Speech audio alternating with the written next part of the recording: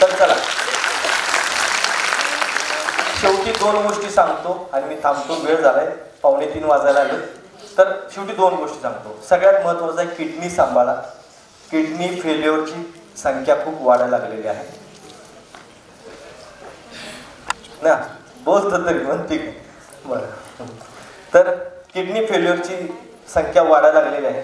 Kidney सांभाळा. Kidney सांभाळण्यासाठी फारसं काही कष्ट नाही, थोडासा म्हणजे घरी त्रास आहे तो तुम्हाला घ्यावा लागेल. किडनी फेल जाणं टोटल सांभाळा.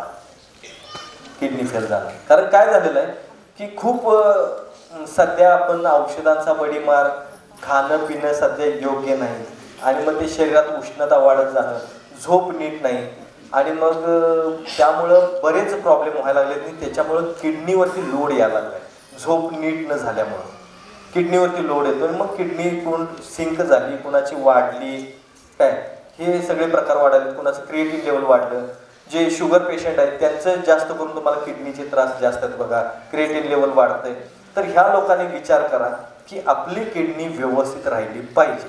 त्यासाठी तुम्हाला साधायला सांगतो, कोथिंबीर माहिती आहे ना, काय कोथिंबीरीचा काढा करायचा, आठवड्यातून 1 दिवस प्यायचा. 1 जुडी आणायची, ती पाण्यात टाकायची, मिठाच्या पाण्यात धुवून पाण्यात टाका दुसऱ्या, ते पाणी उकळवा, त्याचा काढा करा. म्हणजे साधारण ते ग्रे कलरची पानं होईपर्यंत उकळवा, ते गाळून घ्या, 1 ग्लास पाणी ते प्यायचं, अनाशी पोटी प्या. जिऱ्याचा आणि ओव्याचा काढा करायचा, तो काढा प्यायचा. 15 दिवसातून एकदा प्या. तुम्हाला कुठल्याही पद्धतीने किडनी फेल जाऊ शकत नाही, राहाळ होऊ शकत नाही. दगडी पाला घ्या, दगडी पाल्याचे 2 चमचे रस प्या, त्याच्यावर कोमट पाणी प्या. असे घरगुती उपाय करा. ह्याला किडनी फेल गेल्यानंतर डायलिसिसला किती खर्च येतो बघा, ट्रान्सफर करायला किती खर्च येतो बघा, आहे ना. बरं दुसऱ्याला आदू करून आपण घ्यायचं, मग काय ते पण आदूनी तुम्ही पण आदू, त्याला पण सुरू होते नंतर तुम्हाला पण सुरू, कशाला दुसऱ्याला तरी करता हो. त्याच्यापेक्षा काळजी घ्या ना. मी पाया पडू का सगळ्यांच्या, खरंच मी पाया पडतो सगळ्यांच्या, तेवढं काळजी घ्या. मी का सांगतोय हे, काय माझ्या कोथिंबीर काय माझं काही भाजीचं दुकान आहे का मी तुम्हाला कोथिंबीरीचा काढा प्या, का माझं काय किराणमाला दुकान आहे जिरावा माझा घ्या म्हणतोय मी तुम्हाला. तुम्ही तुमच्याकडचं घ्या आणि ते करून घ्या. मला त्याच्यातनं 1 रुपयाचा फायदा आहे का सांगत असेल मी. तुमची किडनी वाचली, व्यवस्थित राहिली, तर तुम्ही काय मला 100-100 रुपये आणून देणार आहे का? आणि दिलं तरी नको आहे मला. देव भरपूर देतोय, जे देतोय त्यात मी खुश आहे. मला साठवून ठेवायचं नाही आहे. माझ्या मुलाबाळांना मला असं नाही की माझ्या 7 पिढ्या बसून खावेत, माझ्या मुलाबाळांनी एवढी इस्टेट असावी, काही गरज नाही. त्यांचं ते कमवते. हे निसर्गाकडून मी शिकलो. चिमणीचे पिल्लं सुद्धा बघा पंख येईपर्यंत चिमणी ठेवते, पंख आले की हाकलून लावते. म्हणून ती दरवर्षी नवीन घर बांधतात की नाही, वर्षाला घर नवीन बांधतात. आमच्यात काय आयुष्यात 1 घर बांधायचं आयुष्यात, आणि पाहुण्याने बोलवून दाखवायचं कसं बांधलंय बघा. ते पण येते, जेवतंय, खातंय आणि जाताना ते अरे जिना हिकड कशाला काढला, हिकड काढला सर, काय नाही काय तर त्याच्यात खोट काढून जाणार. ही अशीच आहे बघा. आता माझं घर आणि हितनं काढून नाही तर जिन्यावरच जाईल, त्या हेलिकॉप्टर मधून उतरेल. तुला काय करायचं, तुला येऊन राहायचं आहे का तिथं? मला राहायचं माझं मी बघतो ना. तुझ्या घरात हितनं काढ, नाही तर तू भुयारी मार्ग काढ, तुझ्या घरात काढ, आम्हाला सांगू नकोस. आम्ही तुला विचारत नाही, तू आम्हाला विचारत नकोस. बरोबर आहे. हे ते बांधलेलं राहिलं, कौतुक करायचं राहिलं बाजूला, खोट काढतात बघा. आमच्या घरात सुद्धा 1 जण आले, अहो ते बाथरूम मध्ये 2 बल्ब कशाला लावले. मी म्हणलं मी तिथं डान्स करतो, तुला काय करायचं तिथं पाहिजे, तुला जायला दिलं ते नशीब समजली. मला ह्याला गेले मी विचारायला आले, ते 2 बल्ब कशाला घातले, तुला काय करायचं आहे. तर आमचं आम्ही बघतो ना, 2 लावले नाही तर मी मर्क्युरी लावून आंघोळ करेन, तुला काय करायचं आहे. बाथरूम मध्ये 2 बल्ब कशाला घातले, तर खोट काढतात. त्यामुळे बघा विचार करायचा की चिमणीची पिल्लं सुद्धा लगेच घर बांधतात. कोण बरं त्यांना शिकवते? त्याचं घर कोण मोडू शकतं का, तोडू शकतंय का? बघा ना काय असेल. आणि ती वर्षाला बांधतात, पण कौतुक नाही. आणि आम्ही आयुष्यात 1 बांधतो, कौतुक करायला पाहुणं बोलवते, नावं ठेवून घ्यायला. तर असलं काही करायचं नाही. हिंमत ठेवा, लक्षात ठेवा या गोष्टी सगळ्या. तर चला, हे किडनी वाचवा. सगळ्यात महत्त्वाचं आहे किडनी वाचवा. हे घरचे इलाज आहे ते करत चला, त्या पद्धतीने राहा. आणि दुसरा जर सगळ्यात अजून महत्त्वाचा पॉईंट म्हटला आयुष्यातला, तर पाया पडून मी आता खरोखर खाली उतरून पाया पडेल. बघा तुम्ही, म्हणून बघा मी पाया पडून खरोखर खाली येऊन सगळ्यांना साष्टांग दंडवत घालतो. मी परत एकदा विनंती करतो की कॅन्सर होऊ देऊ नका. कॅन्सर एवढा डेंजर आहे ना, सध्या वाढतं प्रमाण बघितलं ना, माझ्या इथं माझ्या केंद्रात मी रडतो बरेचदा, मला रडायला येतं. लहान लहान मुलांना कॅन्सर, लहान मुलांना, अहो ज्यांना अजून जग सुद्धा नीट बघितलेलं नाही त्याला कॅन्सर. म्हातारं मरायला लागले, मरता मरता कॅन्सरनं मरायला लागले. काय सांगायचं, कॅन्सर आहे, सगळं घरदार परेशान. घरात कॅन्सरचा पेशंट असला की सगळ्या घरादाराला आजारपण आल्यासारखं होते. काय करायचं. पूर्वी 5 वर्षापूर्वी माझ्या इथं केंद्रात 100त एका दुसरं कॅन्सरचं पेशंट यायचं, 100त एका दुसरं. माग एक कोविडच्या अगोदर बघितलं तर तेव्हा एक 3-4 असायचे. आता कोविड नंतर आता जर बघितलं तर नाहीच म्हटलं तर 20, 25, 30 पेशंट 100तले कॅन्सरचे असतात माझ्या इथे. किती प्रमाण वाढले. अहो भीती वाटायला आता, भीती वाटायला लागल्या. कुठं गाठ येईल आणि कुठं कॅन्सर होईल. माता भगिनीला तर काय ब्रेस्टला कॅन्सर, गर्भाशयाला कॅन्सर, थायरॉइडला, इतर घशाला कॅन्सर, सगळी कॅन्सर. परवा एक माझ्याकडे माणूस आला होता, त्याच्या कानात कॅन्सर झाला होता. कुणाला कमरेला कॅन्सर, मूळ व्याधीच्या जागी कॅन्सर लोकांना. काय करायचं काय, आणि ह्याला कारण काय आहे, काय कारण आहे. त्याला जबाबदार आपण आहोत. हे आपण ना क्षणिक गोष्टींच्या मागं लागलोय ना, ते झोप नीट न घेणे. पहिलं TV आल्यानंतर माणसं 9:30-10 पर्यंत जागी राहायचे. आता मोबाईल आल्यानंतर 12च्या झोपतच नाही. काही लोक जेवण, अहो आमची आई सांगायची, आजी सांगायची माझी, 7च्या आत जेवला तर ठीक आहे, नाही तर तिथनं पुढे आम्हाला जेवायला नसायचं. 7 नंतर भूत जेवतात म्हणायचे. पूर्वी उतारे टाकायचे ना, 7 नंतर टाकायचे. 7 वाजून गेले की उतरायचा नेऊन त्या 3 कोण्यावरती नेऊन ठेवायचा भूतांना जेवायला. मावशी बरोबर आहे काय. पूर्वी 7 नंतरच असायचं ना, म्हणून 7च्या आत आपण जेवून घ्यायचं, 7 नंतर नाही, हे लक्षात ठेवा. मग त्याला सायंटिफिक रिझन म्हटलं तर ते कसं असतं, कार्बन डायऑक्साईडचं प्रमाण जास्त वाढलेलं असते, त्यामुळे जेवायचं नसते रात्री. हे आमच्या इकडे 10 वाजता कुकरची शिट्टी वाजवणार आणि 12 वाजता नवऱ्याला भात घालणार, आणि ती 1 वाजता जेवणार आणि झोपणार 3 वाजता आणि उठणार सकाळी 9 वाजता. कशाचा व्यायाम करतोय. आणि ह्याला जबाबदार आपण. केमिकल युक्त खाणं, औषधांचा बडीमार, हे काय नो साईड इफेक्ट वाला खायचं असेल तर आयुर्वेदिक घ्या, कुणाचं पण घ्या, पण आयुर्वेदिक घ्या. आयुर्वेद डेव्हलप झालाय. तुम्हाला माहिती आहे का, आता मी सांगितलं लूज मोशन सुरू झालं, 1 मिनिटाच्यात थांबते. मेथीचे दाणे चमचावर जिभेवर ठेवायचे, चावायचे नाही, ठेवायचे, आणि ते कोमट पाण्याबरोबर गिळायचे. ज्या मिनिटाला घेणार त्या मिनिटाला लूज मोशन बंद. मुद्दामून जाऊन नसलं तरी होणार नाही. ह्याच्यापेक्षा फास्ट तुम्हाला काय पाहिजे अजून. आता चिमटभर मिठानं अर्ध्या मिनिटात डोकं दुखायचं थांबतं, ह्याच्यापेक्षा फास्ट काय पाहिजे तुम्हाला. केळीच्या सालीनं वांग कमी होतं एका ऍप्लिकेशनमध्ये, 3-4 ऍप्लिकेशन केलं तर निघून जातं. ह्याच्यापेक्षा फास्ट काय पाहिजे अजून तुम्हाला. काय पाहिजे काय. माणसं चुकीचं पेय पितात, डोळे झाकून पितात, घाट मग घातला असं कर देतात. त्याच्यापेक्षा काढे बरे ना. काड्यानं आपल्याला कोविड म्हणून आपण जगलोय, नशीबवान आहोत. काड्यानं वाचवलंय ना आपल्या सगळ्यांना, बरोबर आहे का.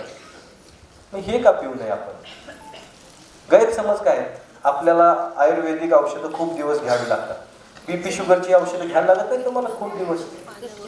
मग शेवटी तिकडं गेल्यावर तिकडं सुद्धा पुढे आणून ठेवायला लागतं BPच्या गोळीची. जाताना वाटत उपयोगाला येईल खा म्हणून. काय सांगायचं. आमच्याकडे एक जण मेले होते, शुगरची औषध, BPची औषधं त्याच्याबरोबर ठेवली होती. तर हे कशाला काय. तर विनंती करतो, ह्याच्यापेक्षा बरं आहे ना आपलं आयुर्वेद. 3 महिने घ्यायला मध्ये 6 महिने, पण समूळ नष्ट करायची ताकद ही आयुर्वेदामध्ये. ज्या पद्धतीनं आपण आपल्या समाजाचा विचार करतो, आपल्या बांधवांचा विचार करतो, आयुर्वेद पण आपल्याच समाजाचा, आपल्याच बांधवांचा आहे, आपल्याच पूर्वजांनी ऋषीमुनींनी तयार केला आहे. आम्ही घरच्या देवाला नमस्कार करत नाही आणि 100 वेळा तिकडे ते कुठल्या तरी लांबच्या देवाला जायचं. का उपयोग आहे? घरात आई वडिलांना नमस्कार करायचा नाही आणि रोज बाहेर गावातल्या देवाला जाऊन नमस्कार करायचा. आणि आईला म्हणजे जरा शांत बस, जरा शांत बस, तुला काय कळते? अरे तिला कळालं असतं तर खरंच तुला जन्माला गाठलं नसतं. म्हणजे तिला काय कळते म्हणून आपण बोलतो. काय उपयोग नाही, या गोष्टींचा उपयोग नाही. फार बेकार परिस्थिती आहे आता, हे लक्षात घ्या. म्हणून विनंती करतो, पहिलं आईला नमस्कार करा, घरच्या देवाला माना. बाहेर देव आहेत मानूया, नाही म्हणत नाही, पण पहिलं घरच्या आईला, घरच्या वडिलांना आपण घरचं बघितलं पाहिजे पहिलं. नाही तर गावभर सगळ्या काम करत हिंडते आणि घरात येऊन शिव्या घालते. काय उपयोग आहे त्याचा? काही उपयोग नाही. म्हणून विनंती करतो, तुम्ही पहिला आयुर्वेद बघा, हे ऋषीमुनींनी दिलेलं आहे, ते करा. ह्याला साईड इफेक्ट आहे आणि समूळ नष्ट आहे. आजार, रोग समूळ नष्ट करायची ताकद फक्त आयुर्वेदात आहे. म्हणून विनंती करतो बिनधास्त. तर बघा, हे लक्षात ठेवा. आणि तुम्ही कॅन्सरपासून लांब राहू शकता बरं का. जसं ह्या कोविडमधून आपण बाहेर आलो, कोविडमध्ये बाहेर आलो कुड्यातून, तसं निसर्ग आपल्याला भरभरून देतो. निसर्गातून आपण खूप काही वनस्पती आहेत ज्यांचा उपयोग करून आपण चांगलं जीवन जगू शकतो, निरोगी राहू शकतो. पूर्वी कुठं कॅन्सर गेला होता, पूर्वी कुठं काय. आता सांगतोय तेवढं हे करायचं. हळदीची गोळी घ्यायची आणि तुम्ही हरभऱ्याच्या डाळीवडी गोळी करायची. आता ती कशी करायची विचारू नका. मला एका पुण्यातल्या बाईने विचारलं होतं, हळदीची गोळी कशी करायची? मी म्हणते बंदुकीत घालून कर. काय सांगू आता, हळदीची भाव एक थेंब हळदीमध्ये टाकला गोळी तयार होते ना एवढी. तर ती घ्यायची, जिभेवर ठेवायची आणि कोमट पाण्याबरोबर गिळायची. हे तुम्ही 1 दिवस आड केला तर 3 महिने करायचं. 1 दिवस आड. बघा, तुम्हाला परत काय वर्षभर करायची गरज नाही. नंतर सलग करायचं असेल तर 15 दिवस, 20 दिवस, 21 दिवस असं करा. जास्त दिवस करू नका. आणि 3 महिने करायचं असेल तर तुम्ही 1 दिवस आड करायचं. खूप छान. 3 महिने केलेलंच बरं आहे, त्याचा खूप छान रिझल्ट येईल तुम्हाला. खूप छान. म्हणजे त्वचा पण चांगली दिसायला लागेल, आतल्या जखमा बऱ्या होतीलच, पण शक्यतो करून आपण मोठ्या आजारांपासून लांब राहू शकतो. हे करून बघा. दुसरी गोष्ट आहे, निरगुडीच्या पानांचा रस 1 चमचापेक्षा कमी तो प्यायचा आणि त्याच्यावरती कोमट पाणी प्यायचं. हे 15 दिवसातून किंवा महिन्यातून एकच वेळ करा, गरजेनुसार करा. अजून सांगायचं म्हटलं तर लिंबू सगळ्यात महत्वाचा आहे. जेवणामध्ये लिंबूचा वापर करा. लिंबू पाहिजे जेवणामध्ये. बघा, पूर्वी असायचं, लिंबू द्यायचे ना जेवणाच्या ताटाला, लिंबू लावतात की नाही? दही लिंबू कशासाठी लावतात? अहो, हे पूर्वीची लोक खरंच खूप हुशार होती. आम्ही जास्त शिकून अडाणी आहे. आणि वर्षातून एकदा सगळ्यात महत्वाचं आहे ते बॉडीचं सर्व्हिसिंग करणे. किती लोक दरवर्षी बॉडीचं सर्व्हिसिंग करतात? आहे का कोणी इथे एक तरी? मग तुम्हाला रोगाच्या पाळण्यावर का बसवू नये देवानं? चेष्टा करत नाही. 50,000ची गाडी घ्यायची, त्याला महिन्यात जाऊन ऑइल बदली करून घ्यायचं. हे अनमोल आहे, अनमोल आहे. ह्याची किंमत तुम्हाला नाही आहे. तुम्हाला जमिनीची हिची तिची किंमत माहिती. मला एक तर इथला योग्य माहिती नाही म्हणतोय ना मी तुम्हाला. मला एक सांगा, तुमची किडनी किती साईजची आहे? स्वतःची किडनी साईज माहिती आहे तुम्हाला? का?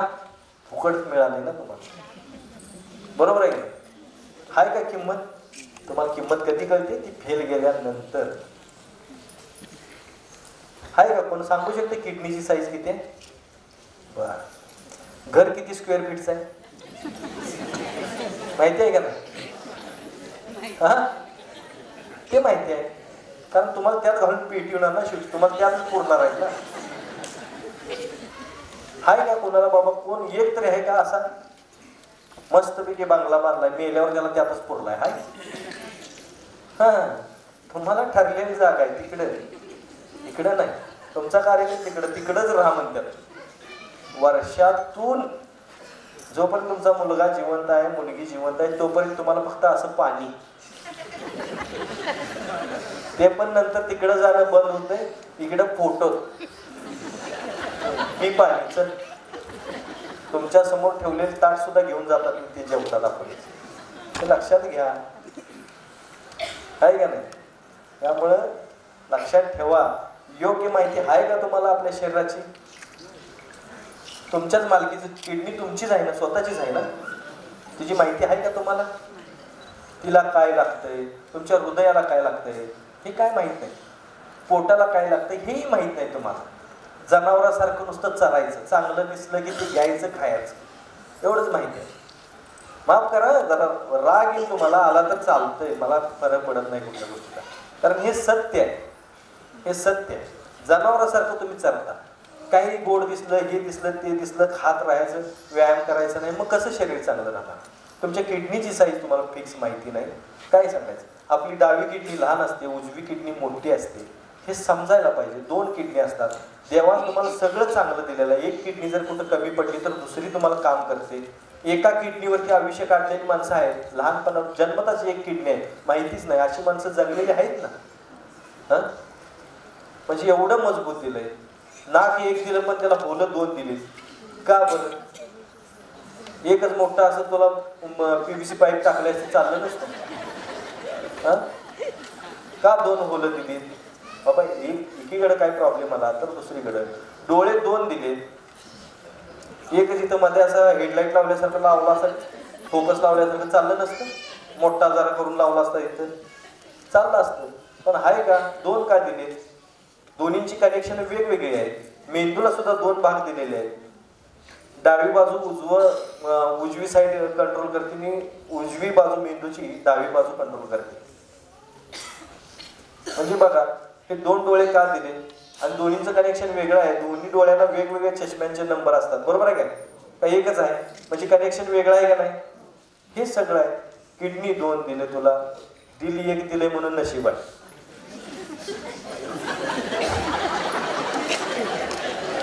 नाही तर पुन्हा कुणाला दिलं असतं तेव्हा माझ्या काय तुमचा भरोसा नाही. मागं बसलेली जी आहे ती आहे वर आणि असं बघत जाते म्हणलं तुम्ही तिला बी दिला असतं. टिबल सीट गेला असता, ट्रॅफिकवाल्याला काय पावत्या करायचे तर म्हणतात.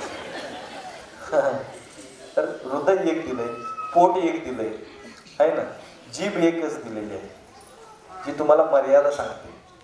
बोलण्याची मर्यादा ठेवा, खाण्याची मर्यादा ठेवा, ही तुम्हाला तुमची जीभ सांगते. आणि खूप आहे हो, सांगण्यासारखं भरपूर आहे. म्हणून तुम्ही तुमची स्वतःची ओळख करून घ्या. तुम्ही स्वतःची ओळख नाही केलेली, स्वतःचं महत्त्व स्वतःला नाही. नुसतं भीती आणि त्याच्यासारखा मोठा आजार नाही, नुसतं भ्यायचं. तर भिऊ नका, धाडस वाढवा. आणि परमेश्वराने 100 वर्ष टिकण्यासाठी दिले ना. दिवस रात्र हृदय चालू असते. हाय का? माझं वय 55 आहे आता, 1 मिनिट सुद्धा बंद नाही. 55 वर्ष दिवस रात्र चालू राहणारी एखादी फॅक्टरी दाखवा, हाय का? 1 दिवस सुट्टी द्यायलाच लागते आठवड्यात. त्याला आहे का सुट्टी? नसांच्या मधून रक्त पळते, हाय का सुट्टी? हाय? कशाला सुट्टी दिल्या सांगा? गुरुजींनी मग सांगितलं, श्वास दिसत नाही, वारा दिसत नाही, जाणीव आहे. परमेश्वर हाय, ती जाणीव पाहिजे. सांगितलं की नाही? अहो सगळीकडे रेकॉर्ड होते माझ्या इकडे, मी असलं सोडत नाही. मी या बाबतीत खूप लालची आहे. गुरुजींनी बोलले, गुरुजी तुम्ही सांगितलं ना पहिल्यांदा, हे वारा दिसत नाही, हवा दिसत नाही, श्वास महत्वाचा आहे. म्हणून श्वास आणि शब्द हे जपून वापरायचे. लक्षात घ्या, श्वास जपून वापरा. प्राणायाम करायला लागतात ना, हे लक्षात घ्या. कारण हे आपल्याला परमेश्वरानं देताना ना श्वास दिलेले मोजून. एवढे श्वास तुझे संपले की तू संपलास. त्यामुळे दीर्घ श्वास घ्या आणि दीर्घ श्वास सोडा. प्राणायाम करा. कशासाठी सांगतात बघा की, दीर्घ श्वास घेणं आणि दीर्घ श्वास सोडणं हे व्यायाम केल्यानंतरच पॉसिबल असते. नाहीतर हे मी उदाहरण तुम्हाला निसर्गातली भरपूर उदाहरण सांगू शकतो. उंदीर 1 मिनिटाला किती श्वास घेतो माहिती आहे कोणाला? 1 मिनिटात श्वास किती वेळा घेऊन सोडतो माहिती आहे का उंदीर? उंदराचं आयुष्य माहिती आहे का?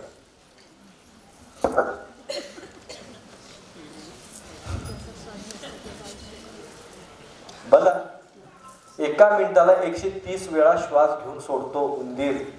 उंदराचं आयुष्य कमीत कमी 2.5 वर्ष, जास्तीत जास्त खूप जगला तर 3 वर्ष.